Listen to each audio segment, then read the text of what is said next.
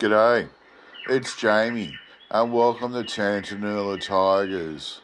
Today I'm reading an old newspaper article about thylacine encounters at the Great Western Mountains, Tasmania in the 1870s. So we'll get into it. This was published in the Australasian on Saturday the 24th of May 1879, titled A Visit to Tasmania.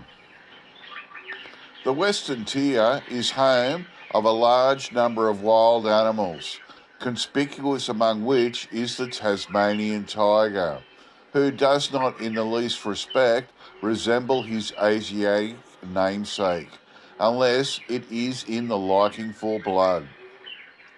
The tiger resembles the Australian dingo in form and colour, save that he is marked with stripes of a dark colour down the sides. He is possessed of a most formidable set of teeth and remarkably powerful jaws, but it is one of the most harmless of carnivorous animals. An old shepherd, walking regularly over the run with a couple of sheepdogs, is sufficient to keep him away. Even a newly topped up a brush fence has been known to keep him out of a paddock. When caught in a snare, he does not make any attempt to escape, but resigns himself to his fate with the greatest indifference. A snare that has been set for a brush kangaroo has been known to hold one of these powerful animals without the wire having been strained. When he has a chance to kill a sheep, he always selects the best conditioned one he can find.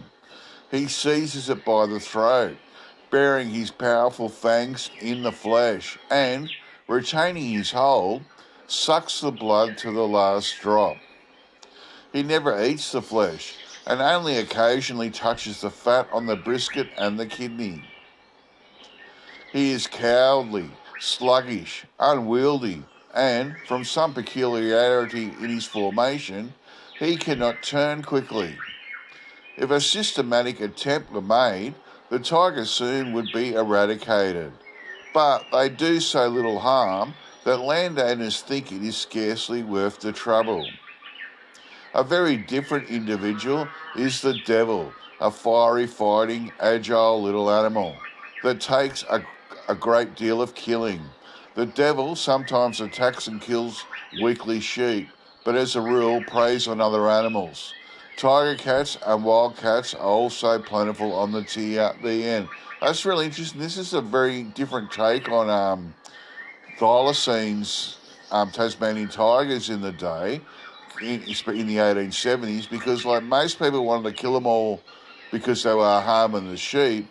But this guy's saying it is one of the most harmless of carnivorous animals. When he gets caught in a snare, he just resigns himself to his fate, and they can't break out, even the easy made snares sort of thing. They're saying it's got powerful fangs that he sinks deep into the flesh to suck out the blood of his victims, and never eats the flesh, and only occasionally touches the fat on the brisket and the kidney. He usually picks the best sheep, of course, which is what I would do if I was eating them.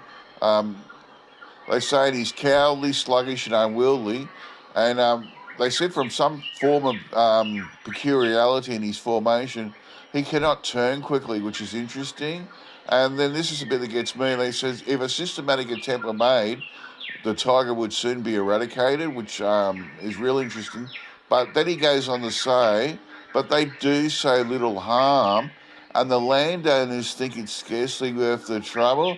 So it makes you wonder what the beat-up has been about killing thylacines because they were killing sheep, because this guy's saying that they're not much trouble at all. Real interesting stuff. Okay, that's it from me. I'll get back to you all next time. Bye.